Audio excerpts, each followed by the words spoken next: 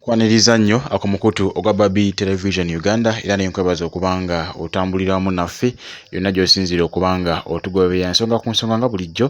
tuyama okubanga tuzikutuusaako butereevu ezigenda mu maaso mu ggwanga lyattu era Uganda naddala mu kibiina kyaffe ekya National Unity Platform era nga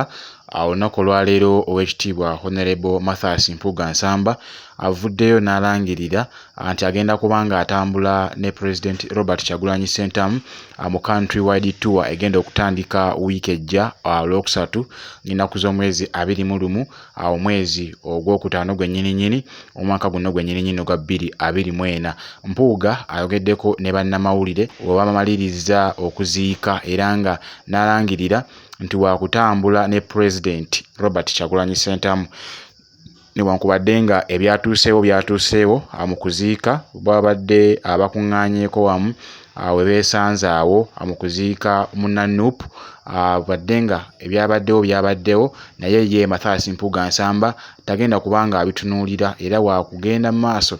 n'okubanga yeebuuza ku bantu b'e Masaka agambye nti agenda kutambula kyalo ku kyalo naddala mu bitundu by'e Masaka asobole okubanga yeebuuza ku bannamasaka oba bannannyendo abamulonda nga tannaba kubanga asalawo kyankomeredde okuva mu NUP oba si kyekyo agendere ddala mu maaso n'okubanga akola ebibye oba okusigala mu kibiina kya National Unity Platform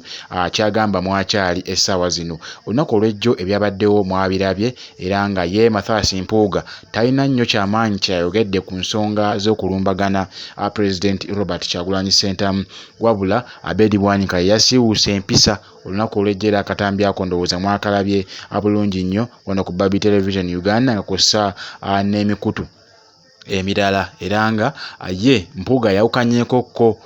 n'ekyo Abedi Bwanika kye yakoze weewaawo akyagenda mu maaso okubanga akyavumirira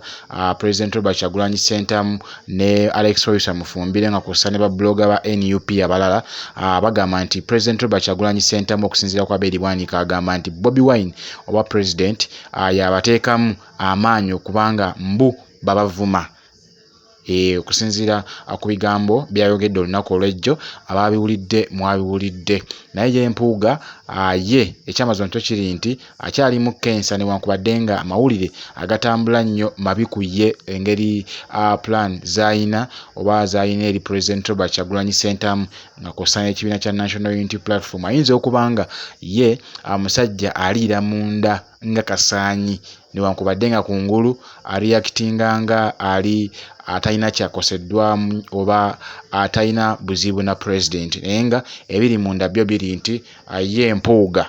ekyamazima kyo kiri nti aliira munda nga kasaanyi. Naye nga olunaku olwaleero avuddeyo n'ategeeza nti agenda kutambula ne President Robert Kyagulanyi Ssentamu mu country wide tour egenda okulungula omwezi mulamba era nga itandika Lwokusatu lwa wiiki ejja ng'ennaku z'omwezi 21 nga wenkutegeezezzaako olwo nno ejja kuba nga efundikirwa ng'ennaku z'omwezi 21 omwezi ogw'omukaaga okusinziira ku program nga we yafulumiziddwa ennaku ze tukubye amabega. Ebisingawo ku ebyo tujja kuba tubikutuusaako wano ku mukutu ogwa Babi Television Uganda kirina okukola kintu kimu kubanga otambuliramu naffe kubanga tujja kubanga tukutuusaako ensonga ku nsonga ezigenda mu maaso mu kibiina kya National Unity Platform naddala nga amawulire ga nkyukakyuka gonna agagenda mu maaso mu ggwanga lyattu erya Uganda tujja kubanga tugakutuusaako butereevu. Ogwatannaba kubanga osubscribinga nsabye ekikole kwala ku kigambo osubscribinge ku mukutu guno ogwa Babi Television Uganda bumaliriza nkwatira ku kide ekyo oba notification bell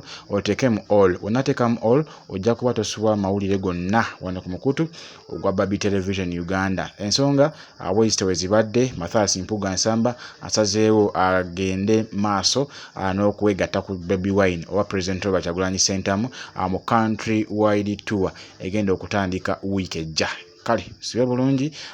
mweraba.